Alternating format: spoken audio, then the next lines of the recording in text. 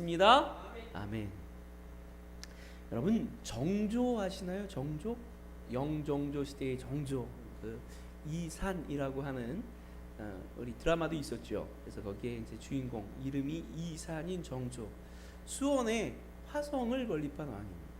그래서 정약용하고 아주 이 손발이 잘 맞아서 그야말로 단기간 내에 완벽한 화성을 만들고 그것으로 도읍을 옮기려 했던 왕, 조선 역사상 가장 개혁적이었던 왕, 그래서 신분의 제도까지도 답하려고 했던 그런 왕이 정조죠. 근데 정조가 대단히 일찍 죽었습니다.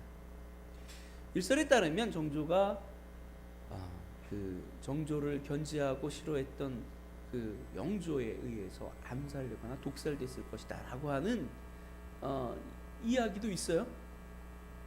그런 어떤 설도 있지만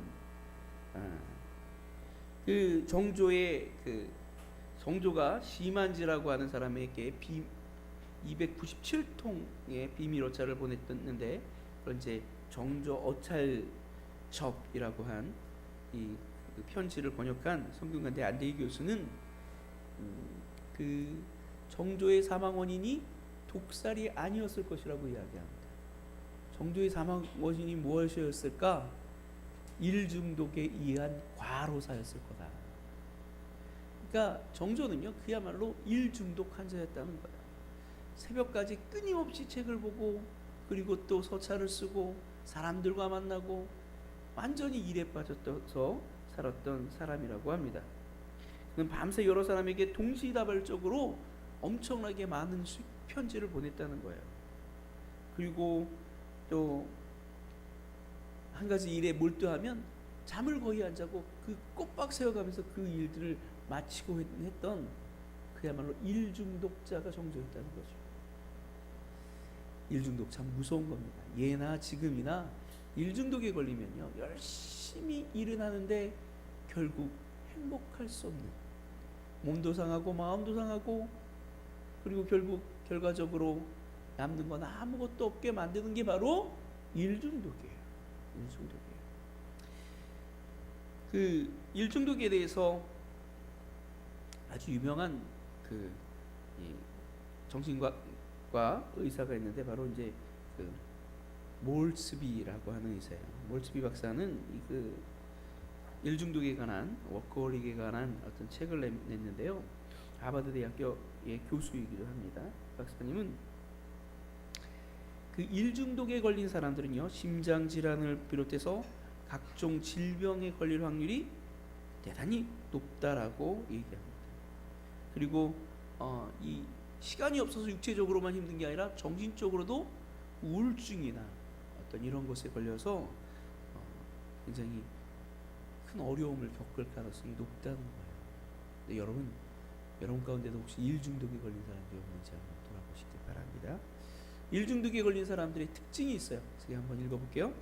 이제 일을 집에까지 들고 가서 일하는 사람, 회사에서 일을 끝내지 않고 집에까지 들어가서 일을 하는 사람, 지금 보니까 그럴 만한 사람들 안 계신 것 같긴 한데, 그리고 또 식사 중에도 책을 보는 사람, 휴가 중에도 회사에 전화를 해서 회사 직원들에게 전화해서 일 처리를 하는 사람, 뭐 이런 사람들이 일중독에 걸린 사람이라는 거예요.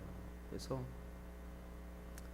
일중독에 걸리면 사회적으로는 높은 지위에 오르고 또 많은 어떤 일에 성과를 낼 수도 있습니다. 그래서 오늘날 일중독, 이게 굉장히 나쁘게만 보이진 않아요. 프로페셔널하고 아주 일을 열심히 열정적으로 하는 아주 멋있는 사람처럼 보이는데, 이거 뭐라고요? 환자라는 거예요, 환자. 근데 교회 안에도 때로 이런 일중독에 걸린 분들이 있습니다. 그래서 교회 안에서 많은 일들을 맡고 그것들을 이제 위해서 허덕허덕하면서 일을 하는데, 그게 과연 좋은 일일까? 나쁜 일만은 아니라고 생각해요. 제가 고2 때 주님을 개인적으로 만나는 어떤 그런 경험을 하고, 그리고 또 주님을 사랑하게 되고, 뭐 고2 때 주님을 만나서 영접하고, 고2 그 추수감사절 11월 달에 학습을 받고, 고3 부활절 때 세례를 받고 그리고 대학교를 갔다가 신학교로 갔으니까 얼마나 뜨겁고 열정적이었겠어요, 그렇죠? 하나님 세례 받고 1년도 채 안 돼서 신학교를 간 거예요. 신학교를 가서 신학을 공부했는데 뭐 신학보다는 교회 일에 되게 열심히 했던 것 같아요. 그래서 거의 교회에서 살다시피 했어요. 그때 제가 맡았던 직분을 그때 세봤는데 8에서 9가지를 맡고 일을 했습니다. 청년회장, 뭐 그리고 유초등부 교사, 유초등부 지휘자, 그리고 유초등부 회계, 그리고 중고등부 교사, 중고등부 또 뭐 거기서 또 뭐 맡고, 그리고 이렇게 저렇게 교회에서 따져보니까 8개 9가지를 맡고 있는 거예요. 뭐 거의 주일날은 교회에서 살다시피 하고 이런저런 일에 늘 분주하게 살았습니다. 주변에서 제 모습을 보면서 아 미쳤다, 너 그렇게 해갖고 무슨 어떻게 정말 하나님의 일을 하나라도 제대로 할 수 있겠느냐 했는데, 그때는 열심히 했고 또 성과도 많이 냈던 것 같아요. 즐거웠고 기뻤습니다. 교회에서 모든 것 놀이하는 것 즐겁게 기쁘게 했었어요. 그렇게 할 수 있다면 나쁘지 않아요. 근데 열심히 일하다가 힘들고 어려워서 번아웃 되고 나면요, 그러면 그 교회 나가는 것도 싫어지고 마음도 힘들어지고 신앙생활 자체가 너무 어려워지는 경우를 너무 많이 봤습니다. 우리는 정말로 하나님이 원하시는 일이 무엇인지를 알아야 해요. 주님이 과연 우리가 일 중독에 걸릴 만큼 열심히 많은 일을 하기를 원하실까요? 우리는 주님에 대해서 오해할 때가 참 많다는 생각을 합니다. 주님은요, 절대로 채찍을 손에 들고 채찍질하면서 내가 맡긴 일을 해내라고 재촉하는 분이 아니세요.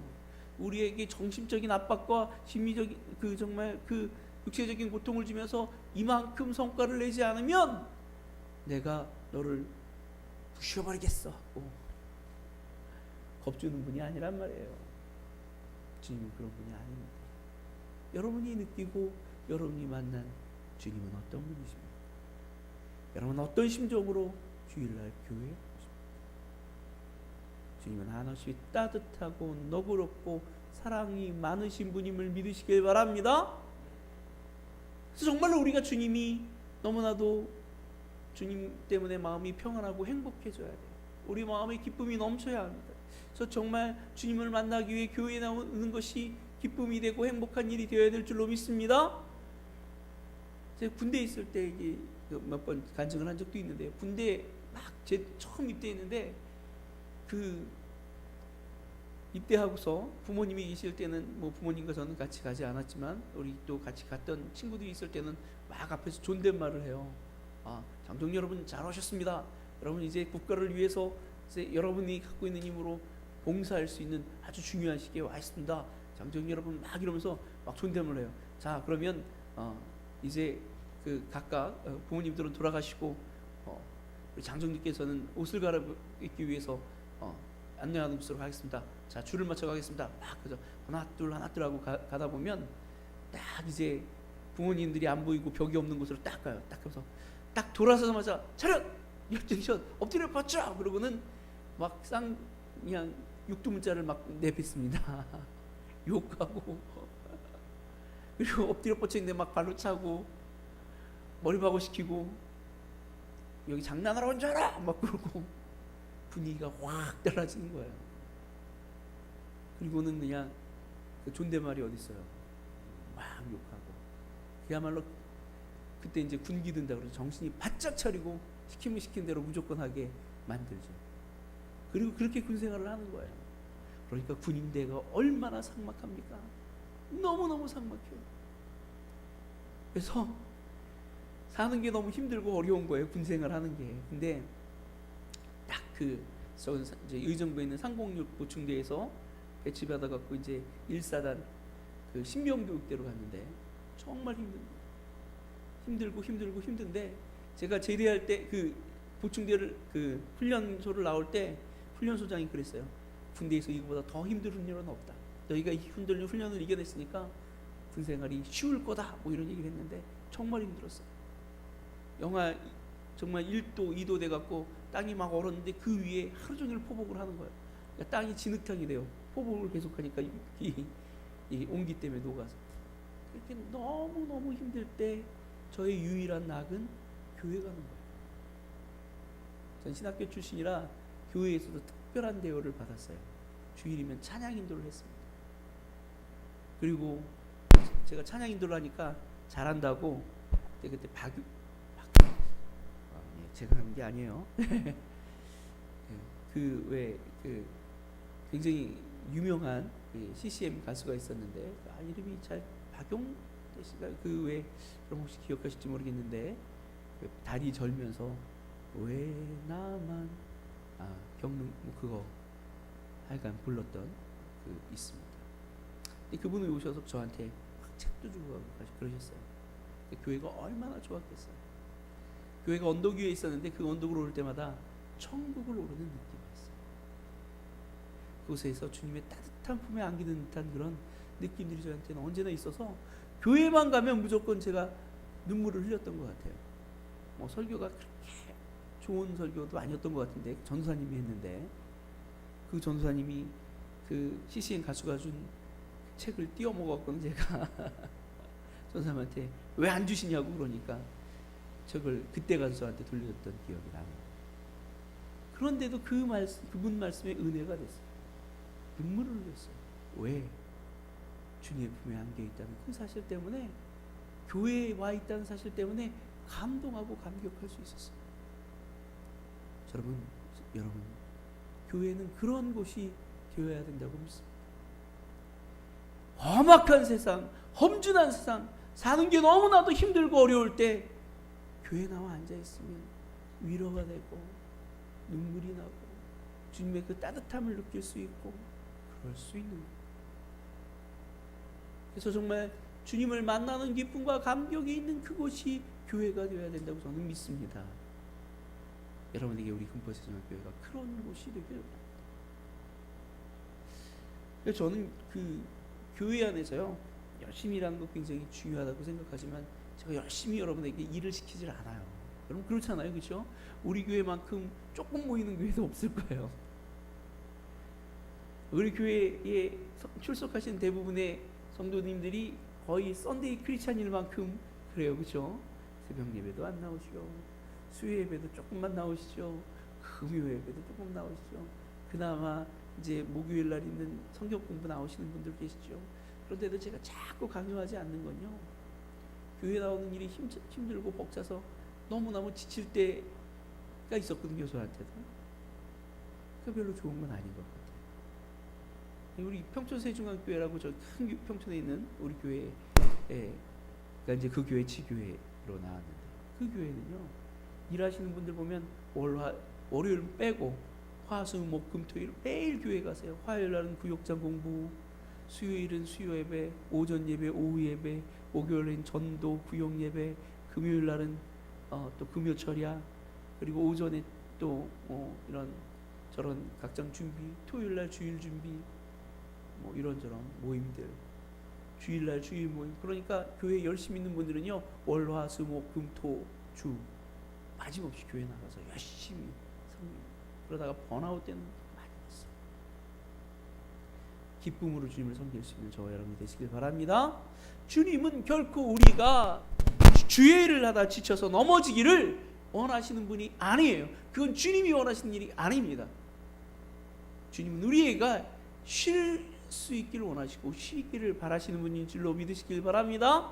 주님 안에서의 안식을 원하시는 분이 우리 주님이세요. 우리가 착각하고 오해하는 것들이 있죠. 오늘은 그 착각에 대해서 함께 생각해 보기를 원합니다. 주님은 과연 어떤 분일까요? 우리에게 뭘 요구하시는 분일까요? 오늘 본문에 보면 마르다와 마리아가 등장해요. 예수님이 이 마르다와 마리아가 살고 있었던 동네는 예루살렘 가까운 베단이라는 곳이었고, 마리아와 마르다는 그곳에서 꽤 부유한 가정이었던 것 같아요. 그래서 마르다가 예수님을 초청했습니다. 그러니까 예수님을 초청하면 예수님만 오셨겠어요? 예수님의 제자들도 함께 왔겠죠. 자, 여자가 그 손님을 초청했으면 뭘 합니까? 음식 준비해야죠. 자기가 할 수 있는 최선을 다해서 제일 좋은 음식을 될 수 있으면 많이 내려고 노력할 거예요. 온 손님들이 아 음식 맛없다라고 하는 말 들으면 얼마나 가슴 아파요. 그렇죠? 그러니까 이 마르다는 최선을 다해서 음식을 준비했습니다. 그런데 마르다에게는 동생이 있었어요. 마리아가 있었어요. 마리아는 예수님 발 앞에 앉아서 예수님이 하시는 말씀을 듣는 거예요. 이런저런 말씀을 듣는 거예요.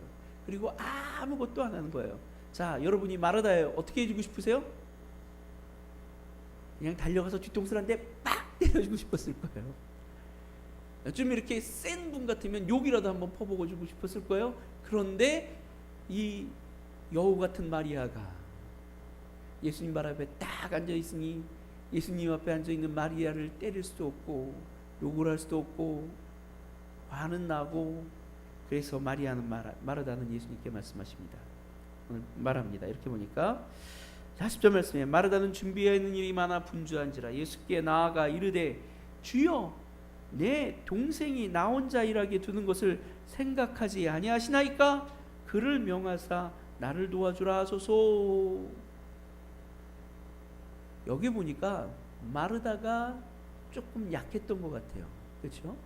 마리아는 좀 셌을 수도 있습니다. 그러니까 자기가 직접 말 못하니까 주님이 좀 명령해 주세요 라고 요구하죠. 그런데 이 마리아의 목소리에는 약간 힘이 들어가 있어요. 약간 원망이 섞여 있습니다. 주님 지금 뭐 하시는 거예요? 마리아가 그렇게 빈둥거리고 놀고 앉아 있는 것을 그냥 보고만 계신 거예요? 라고 원망하고 있어요. 주님은 그런 마르다에게 말씀하십니다. 마르다야, 내가 여러 일로 많은 일로 근심하나, 염려하고 근심하나, 몇 가지 혹은 한 가지만이라도 족하니라. 주님의 대답이에요. 주님은 마르다가 많은 일로 분주하기를 원하지 않았다는 거예요. 첫 번째 포인트가 여기 있습니다. 주님은 우리에게 많은 일을 원하시는 분이 아니라는 거예요. 많은 일을 원하시는 분이 아닙니다. 주님은 결코 우리가 많은 일에서 많은 성과 내기를 원하시는 분이 아니라는 거예요. 기쁨으로, 즐거움으로 하나님을 누리기를 원하시는 분인 줄로 믿습니다. 일을 많이 하면, 열심히 하면 물론 하나님이 기뻐하시겠죠. 그러나 기쁨으로 해야 합니다. 즐거움으로 해야 합니다. 감사함으로 행해야 될 줄로 믿습니다. 하다가 지쳐서 원망이 나오고 마음이 정말로 힘들어지고 슬퍼지면 그 일을 좀 멈추어도 괜찮은 거예요. 멈추어야 하는 거예요. 주님이 원하시는 건 우리를 일시키려고 교회로 부르시고 일시키려고 교회 안에서 성도를 삼으신 것이 아니라 일시키기 위한 목적이 아니라 주님과 만나고 주의 사랑과 은혜를 누리게 하시기 위함인 줄로 믿습니다.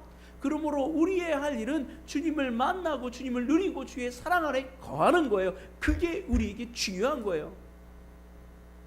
그게 우리에게 가장 큰 일인 줄로 믿습니다. 그 출애굽기에 보면요, 모세가 이스라엘 백성들을 이끌고 광야로 나섰습니다. 광야로 나섰다가 광야에서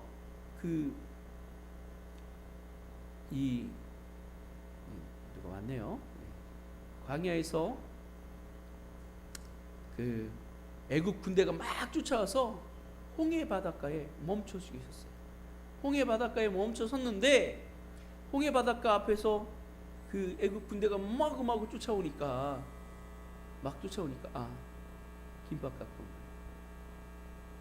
막 쫓아오니까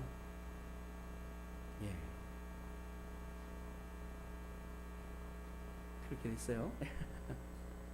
쫓아오니까 사람들은 다 급해지고 불안해지고 어떻게 하면 좋을지 모르고 사람들이 막 원망하죠.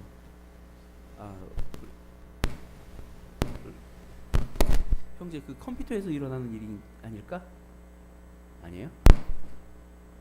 어디서 일어나는 일일까요? 원망하고 막 그랬습니다. 그러다 보니까 저한테 주목해 주세요. 그러다 보니까 그 모세가 그때 그 백성들에게 한 말이 있어요. 뭐라고 얘기했냐면 너희는 가만히 있어. 여호와께서 너희를 위하여 행하신 일을 보라. 주변에서 수없이 많은 위기가 발생하고 있습니다. 애국 군대가 쫓아와요. 앞에는 가로막혔어요. 옆에는 정말 피할 곳이 없어요. 그럴 때 우리가 해야 할 일이 뭘까? 가만히 있어. 여호와께서 너희를 위하여 행하시는 일을 보라. 그게 하나님의 백성들이 해야 할 일입니다. 하나님을 주목하고 주께서 행하시는 일을 보고 그 일에 감격하고 그 일로 인하여 행복하고 그래서 하나님께 영광 돌리며 하나님을 찬미하는 것, 그것이야말로 주님이 기뻐하시고 우리에게 바라시는 일인 줄로 믿습니다. 우리 교회에 나오는 모든 성도들이 그러기를 원합니다. 주님의 안에서 평안을 누리고 기뻐하고 행복하고 만족을 누리는 그런 저와 여러분이 되시길 바랍니다. 여러분, 가끔 보면 그냥 부엌일 하는 것 때문에 그 부담이 돼서 못 나오시는 분들도 계세요. 예전에 어떤 그 집사님이 평촌세종학교에 다니시다가 요 바로 아이파크에 사시는 분이었는데 그 아내는 부역장이었어요.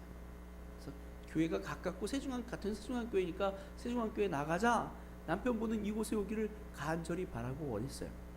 저하고도 되게 친해졌기 때문에 교회를 섬기기를 원했어요.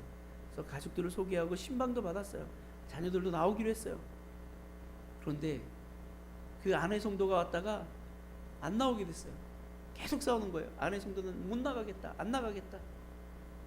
남편은 나오자 계속 싸웠어요. 몇 주 싸우다가 남편이 아유 이렇게 싸우느니 아내의 말을 듣는 게 낫겠어요. 그러면 평촌선생님께로 돌아갔습니다. 그래서 제가 물어봤어요. 집사님한테, 집사님 왜 우리 교회 나오는 게 그렇게 힘드세요? 그러니까 그분 하시는 말씀입니다. 왜 여자들이 그렇게 주일날 바빠야 돼요? 주일날 왜 이렇게 분주해야 돼요? 왜 그렇게 그냥 밥 차리고 이러는 일에 바빠야 돼요? 좀 평안하고 고요하기를 원하는데 자기는 그런 거가 도저히 이해가 안 가서 못 나가거든요.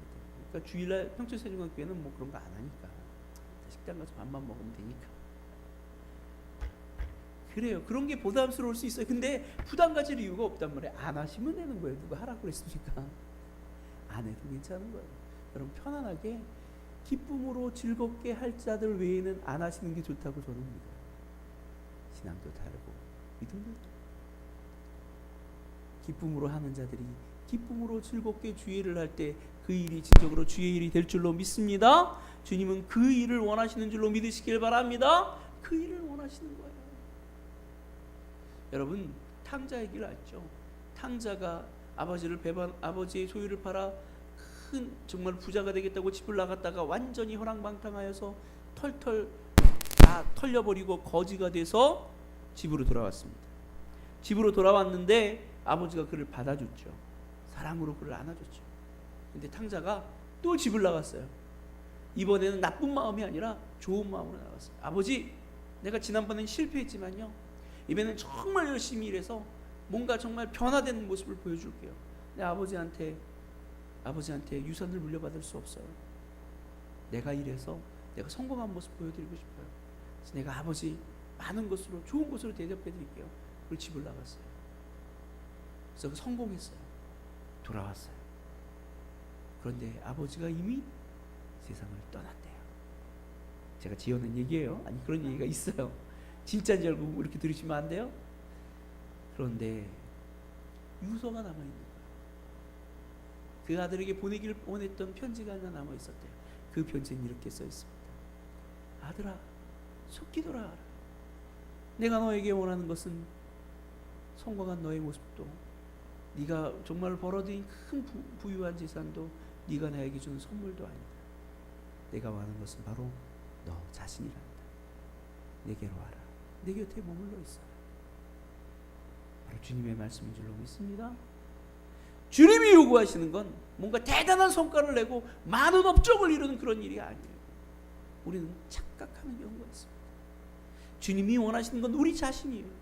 우리 자신이 주님 앞에 나오고 주님과 만나고 그분 안에서 평안과 기쁨을 누리며 행복해하는 것을 원하시는 줄로 믿습니다. 예수님이 마르다에게 하신 말씀이 바로 이 말씀이에요. 42절 말씀에 몇 가지만 하든지 혹 한 가지만이라도 족하니라 마리아는 이 좋은 편을 택하였으니 결코 빼앗기지 아니하리라 하시니. 이 좋은 편이 뭐예요? 주님을 만나고 주님의 말씀을 듣고 행복해하는 것, 주의 은혜를 누리는 것, 그것이 좋은 편인 줄로 믿습니다. 은혜 받고 행복 누리기 위해 이 교회에 나오는 저와 여러분 되시기를 바랍니다. 일하는 건 다음 문제예요. 섬기는 건 다음 문제예요. 헌금 없어도 나와도 괜찮아요. 빈손으로 그냥 나와도 괜찮습니다. 주님이 원하시는 건 헌금도 아니고 대단한 업적도 아니고 바로 여러분과 저 자신이라는 사실을 믿고 그저 주 앞에 나와 주의 은혜를 누리며 살아가는 저와 여러분 되시기를 바랍니다. 그 하나님과 만나야 돼요. 채찍을 들고 섬기는, 채찍을 들고 우리에게 일을 재촉하는 그 하나님이 아니라 장부를 들고 헌금은 얼마나 했는지 체킹하고 계시는 그런 하나님이 아니라 정말 일지를 들고 네 업무 일지를 들고 얼마나 일했는지 확인하시는 그런 분이 아니라 그저 나와 하나님을 만나고 평안을 누리기를 원하시는 그 하나님과 만날 수 있는 저와 여러분 되시길 바랍니다. 그래서 하나님 만나는 게 너무 즐겁고 행복해 할 줄 아는 저 여러분이 되시길 바랍니다. 두 번째로 주님은 우리에게 바쁜 삶을 원치 않으세요. 교회 일로 바쁜 것뿐만 아니라 바쁜 일상도 주님이 기뻐하시는 삶은 아니라는 것이죠. 한마디로 워크홀릭을 원하지 않으시는 분이에요. 일중독을 원하지 않으시는 분이에요. 여러분, 일중독 왜 걸려요? 왜 걸립니까? 믿음이 없어서 걸리는 거예요. 믿음이 없어서. 믿음이 없어서. 믿음이 없으니까 걱정하고 근심하고 그러니까 열심히 일하는 거예요. 혹시 내가 정말 이렇게 열심히 일하지 않으면 내 능력을 인정받지 못하고 다른 사람들에게 도태될까 봐, 내가 혹시 열심히 일하지 않으면 내가 정말로 수익을 올리지 못하고 그래서 가난해질까 봐, 내가 열심히 일하지 않으면 뭔가 내 인생이 무가치해질까 봐 열심히 일하느냐고 일만 하는 거예요. 주님이 그렇게 일만 하는 삶을 원하시는 분이 아니라는 거예요. 이 그 열심히 일하는 그런 일하는 일중독의 그 근저에는 뭐가 깔려 있냐? 걱정과 근심, 염려가 깔려 있다. 기쁨이 없어. 걱정, 근심, 염려. 왜 걱정하고 근심하고 염려합니까? 주님을 믿지 못하기 때문이죠. 주님이 먹여주시고 입혀주시고 채워주실 거라는 사실을 믿지 못하니까, 주께서 열심히 정말 주께서 은혜를 베풀어 주신다는 사실을 믿지 못하니까 그렇게 워커홀릭에 빠지는 거예요. 놀지 못하는 거예요. 쉬지 못하는 거예요. 여러분, 주님이 여러분을 능히 먹이시고 입히시고 살려주실 줄로 믿으시길 바랍니다. 안심하시길 바랍니다. 성경에서 예수님은 분명히 우리에게 말씀하십니다. 너희 무엇을 먹을까, 무엇을 마실까, 무엇을 입을까 염려하지 말라. 이것들은 다 이방인들이 구하는 것이요, 너희 하늘에 계신 너희 아버지께서 이 모든 것이 너희에게 있어야 할 줄을 아시느니라.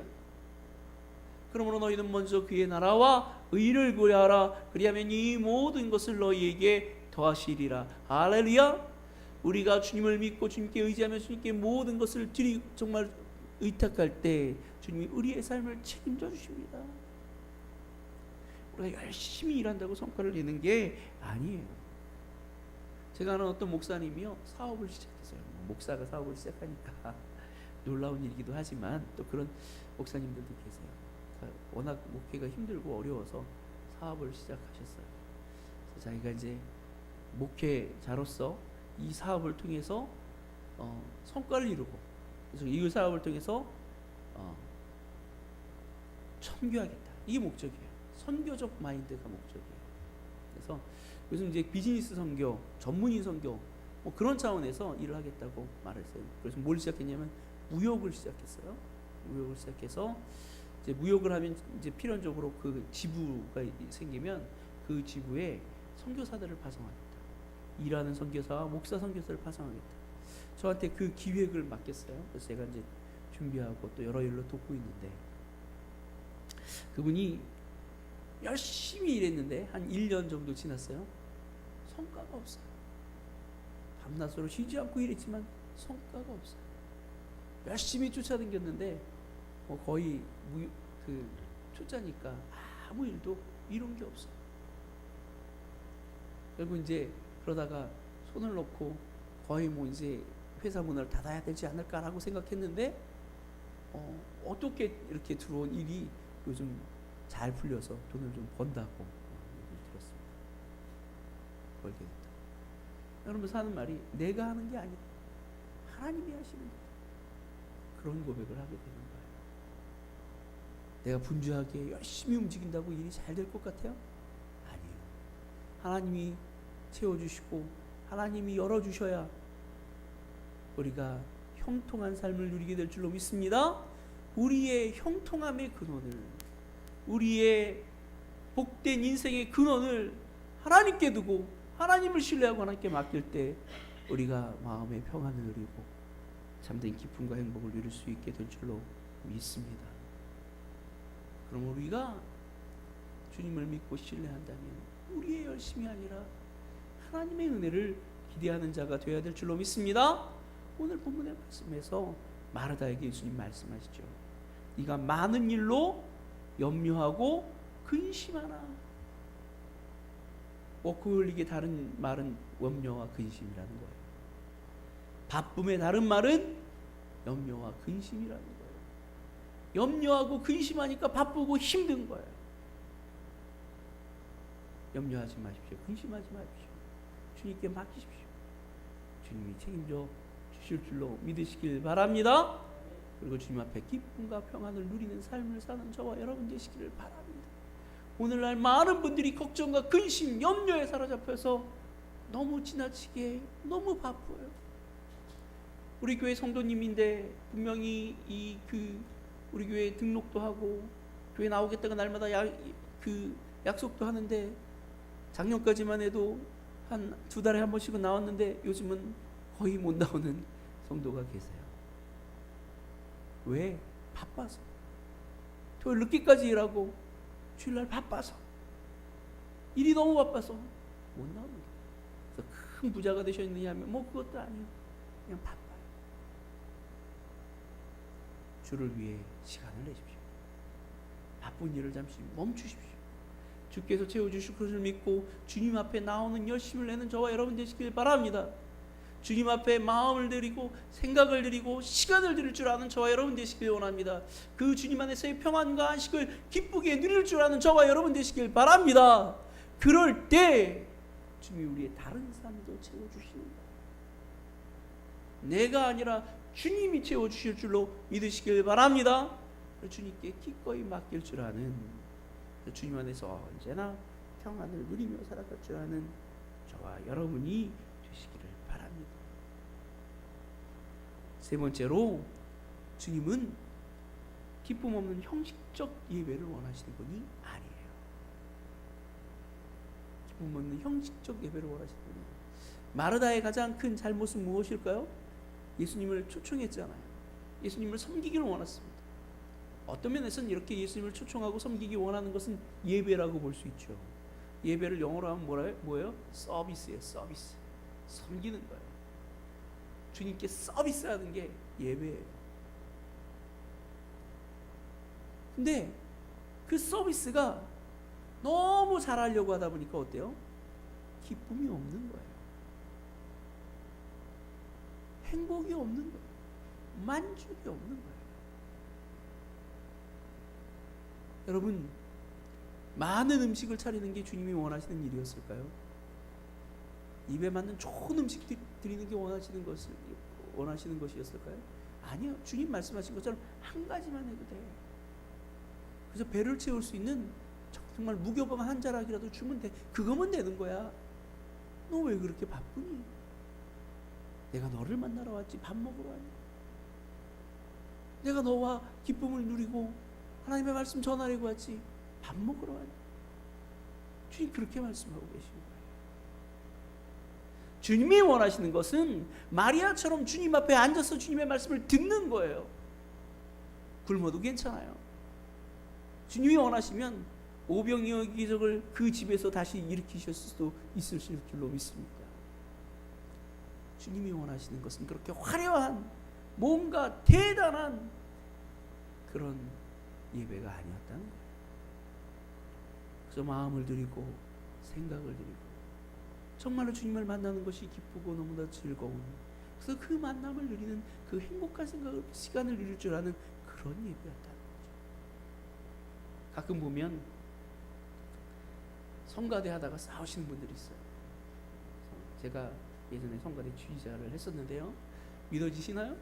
예, 성가대 지휘자를 한 제가 2년 넘게 했습니다. 그것도 꽤 큰 교회에서 한 300명 가까이 모이는 저기 문화교회라는 곳이 있어요. 이태호 목사님이 지금 이제 신부하고 있는 그 교회예요. 우리 평촌세종학교 다니시는 분들은 아세요. 근데 그 교회에서 성가대 지휘를 꽤 오래 잘했어요. 제가 뭐 잘 알아서가 아니라 제가 이렇게 막 지휘를 하다 모르겠으면 다시 한번 쳐보세요. 그리고 이제 다시 한번 하고, 제가 잘 못하겠으면 시창 한번 해보시라고 시키고 다 같이 하자 그러고, 뭐 이것만 하면 다 같이 잘하게 돼 있어요. 제가 잘 못해도 피아노가 반주를 잘해주면 다 잘하게 돼 있습니다. 근데 거기 그 성가대 그 부장 집사님이 계셨어요. 이분이 좀 특징이 말을 많이 오래 하시는 분이세요. 굉장히 충성돼요. 그분이 연세가 많으신 분이신데 저를 되게 좋아하시고 사랑하셔서 제 말을 잘 들으셨어요. 근데 어느 날 앞에 나와갖고 그분이, 여러분 이 성가대 지휘를 하는데 왜 지휘자 전사님에게 집중을 안 합니까? 막 뭐라고 후지시는, 그리고 그 막 다른 소리하고 왜 자꾸 이렇게 잡담하시는 거예요? 성가대 하시겠다는 분들이 그런 마음 자세 갖고 성가대 하면 되겠습니까? 일장 연설을 막 하시면 막 꾸짖으신 거예요. 그리고 왜 그 성가대에 이렇게 그 전사님 말씀 잘 안 듣고 집중 안 하고 떠들고 막 이러냐고. 그러니까 그때 갑자기 뒤에 있던 한 권사님이 벌떡 일어나시더니, 아 집사님 좀 그만 좀 해요. 그러신 거예요. 아 여기 집사님보다 못한 사람이 어디 있어요? 막 그러면서 막 쏘아붙이기 시작하셨어요. 그러니까 그런 말을 했던 부정 집사님이 노여워하셔갖고는 그 자리에서 뛰쳐나가셔갖고는 제가 쫓아나갔죠. 집사님을 달래고, 아 집사님 이러시면 안 된다 그러고, 결국 그 집사님 교회를 떠나셨어요. 그래요 여러분, 성가대 잘하는 거 중요하고 좋은 거 중요한데 그렇게 싸울 거면 뭐 하려고 성가대예요. 하나님이 그렇게 싸우면서 드리는 성가 안 받으신 줄로 믿습니다. 여러분 기쁨으로 드려야 돼요. 우리가 화음 안 맞아도 괜찮아요. 조금 틀려도 괜찮아요. 하나님은 우리의 마음과 우리의 열심과 열정을 받으실 줄로 믿습니다. 우리가 웃으면서 즐겁게 연습하고 우리가 하나님 기뻐서 찬양하고 그 시간과 그 마음을 즐겁게 받으실 줄로 믿습니다. 군대처럼 딱 나와서 시간 딱 맞추고 뭐 이거 원하시는 건 아니에요. 뭐 우리가 무슨 서울 시향입니까? 뭐 오케스트라처럼 잘하는 것 하나님이 기대하시겠어요? 아니에요. 저는 아무리 성가대 노래를 못해도 성가대 안 치고 그랬어요. 왜? 주님 말하시는 건 잘하는 성가가 아니라 기쁨으로 즐겁게 하나님을 찬양하는 그 마음의 성가를 받으시기 때문인 줄로 믿습니다. 그래서 막 못한다고 혼내거나 호통치거나 그러면 안 되는 거예요. 우리가 기쁨으로 즐겁게 주님을 섬겨합니다. 그게 주님이 바라시는 예배인 거예요. 그게 주님이 우리에게 기도하시는 좋은 예배고 행복한 예배예요. 영국에 가면 웨스트민스터라고 하는 사원이 있습니다. 유명하죠. 성공의 사원이에요. 성공의 영국 정교회 뭐 그렇게도 말하는 성공의 사원인데, 거기 가면 그 웨스트민스터 사원 대주교가, 성당의 대주교가 그 말하자면 성공회에서는 교황하고 똑같은 사람이에요. 교황은 없어요. 왕이 그 성공회 최고로 높은 사람이에요. 근데 거기 가면 무덤들이 많이 있어요. 무덤들이 많이 있어요. 왜 무덤이 있냐면 그 영적인 사람들이 죽으면 그 죽은 시체 혹은 그 뼈에서 영역이 나온다고 믿는 거예요. 가톨릭적인 미신적인 생각이죠. 그래서 죽은 사람들이, 위대한 사람들이 많이 묻혀 있는 그 교회가 영역이 특별한 교회고 탁월한 교회고 정말 거룩한 교회고 성스러운 교회라고 생각하기 때문에 보통 성당에 가면요, 이 무덤들이 많이 있어요. 그 성당 안에 무덤, 성공에 특히 무덤이 많이 있어요. 저기 성공에 서울 그 거기도 가도, 서울에 있는 그 성당에 가도 그 바닥에 입구에 바로 이렇게 네모난 난이 있는데, 그 입구가 아니라 그 복도에 있는데 그게 무덤이에요. 그 무덤을 밟고 지나다니는 영역을 그로부터 충만히 받는 거죠. 영성에 관한 부분이 걸려있어서 그렇게 하는 거예요. 근데 그러다 보니까 어때요? 관광객들이 그 웨스트민스터 사원으로 많이 몰려요. 거기 아주 위대한 사람들이 많이 죽어서 묻혀 있거든요. 그거 보러 가는 거예요. 정작 웨스트민스터 사원의 예배는 없어요. 관광지가 됐어요. 그리고 무슨 박물관처럼 됐어요. 화려한 건물이 주님께 예배하는 조건이 되지 못한다는 얘기예요. 뭐 사람들이 죽어서 많이 묻혀서 무슨 특별한 영성이 있는 뭔가 그런 장치들이 주님을 기쁘게 하는 아름다운 예배가 될 수 없다는 거예요. 오늘날 큰 교회 보면 대단히 화려합니다. 성가대가 100명이 넘는 성가대, 100명이 넘는 오케스트라가 막 빵빵빵빵 음을 울리면서 정말로 하나님을 찬양하고 경배합니다. 정말 맨 처음에 그 예배가 시작되기 전에 화면에 인트로 정말로 예배를 환영하는 영상이 뜹니다. 그리고 예배 설교 전에 영상이 뜨고 그때 주제를 영상으로 보여주고, 그리고 제목을 영상으로 합니다. 그리고 또 특송 시간에는 유명한 정말 성악가들이 나와서 아름다운 목소리로 하나님을 찬양합니다. 그냥 보고만 있어도 문화예술을 감상하는 그런 느낌이 확 들죠. 청중들 앞에서 그런 어떤 느낌을 받고 딱 교회를 나설 때는 뭔가 뿌듯하죠. 근데 그게 예배일까요? 그런 형식은 예배가 아니라는 거예요. 그런 큰 교회에서 드리는 예배는 예배가 아니다, 이런 말씀을 드리는 게 아니라, 그런 형식 속에서 그런 시간을 누리고 즐기는 게 예배가 아니야. 우리가 주님을 이 시간 만나고 주님을 인하여 기뻐하고 주님 안에서 평안과 기쁨을 누릴 수 있다면, 주님께 집중하고 기쁨으로 주님의 말씀을 들으며 그 말씀에 반응할 수 있다면, 그게 주님이 기뻐하시는 진정으로 아름답고 복된 예배인 줄로 믿습니다. 여러분, 많은 일로 뭔가 정말 화려하고 웅장하고 이런 게 아니라, 내가 주님 앞에 나와서 내 마음을 드리고 내 생각을 드리고 기쁘게 주님을 만날 수 있다면 그게 참된 예배가 된다는 사실을 기억하시길 바랍니다. 교회 나와서 딴 생각하고 핸드폰 보고 그러면 참된 예배는 안 돼요. 그러면 안 돼요. 그게 아니라 정말로 주님께 집중할 수 있는 예배, 주님을 기억하고 주님과 만나는 예배, 하나님의 말씀에 집중하며 그 말씀에 감속할 수 있는 그 예배, 그런 예배를 날마다 드리고 기쁘게 즐겁게 살아가는 저와 여러분 되시기를 바랍니다. 주님은 한없이 넓은 마음을 가지신 어머니와 같은 분이세요. 주님은 여러분이 잘못해도 용서하시는 분, 주님은 여러분에게 뭔가 큰 짐을 지우고 힘들게 뭔가를 요구하시는 분이 아니에요. 문제가 있을 때마다, 어려움이 있을 때마다 찾아와서 울며 고하고 그 하나님의 위로를 얻으며 그 하나님으로부터 은혜를 공급받고 힘을 얻고 도움을 얻으며 늘 기쁘게 즐겁게 살아가기를 바라시는 분임을 기억하시길 바랍니다. 그분과 만나 그분과 동행하며 그분과 함께 살아가는 그리스도인, 그런 그리스도인의 삶을 누릴 줄 아는 저와 여러분이 되시기를 주님으로 간절히 축원합니다.